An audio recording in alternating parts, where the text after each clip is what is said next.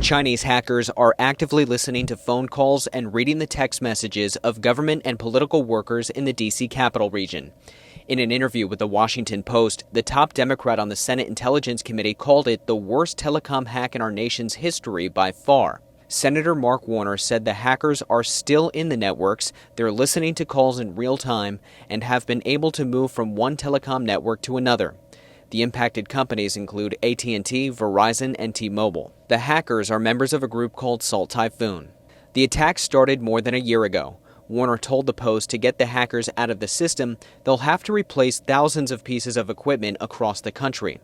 They targeted the phones of President-elect Donald Trump, Vice President-elect J.D. Vance, members of the Harris campaign, and State Department employees. In total, there are about 150 known victims. That's given the Chinese access to millions of calls and text messages, a number that's expected to increase.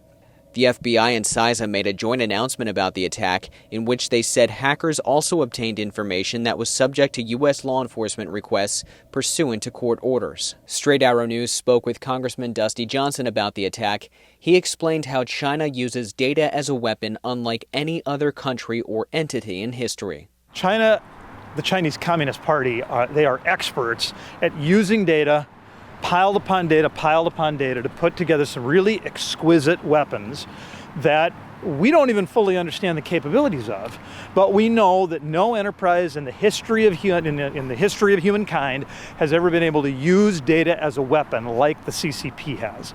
And so, listen, I don't know what they're all doing it. I know they clearly find some value with it if they're going to spend tremendous resources in constantly probing our defenses to get in and steal that information. Warner said it's crucial that the public understand the intrusion was not confined to Washington, but was far broader and exposed critical vulnerabilities. I'm Ray Bogan for SAN. To get more updates like this one, download the SAN app.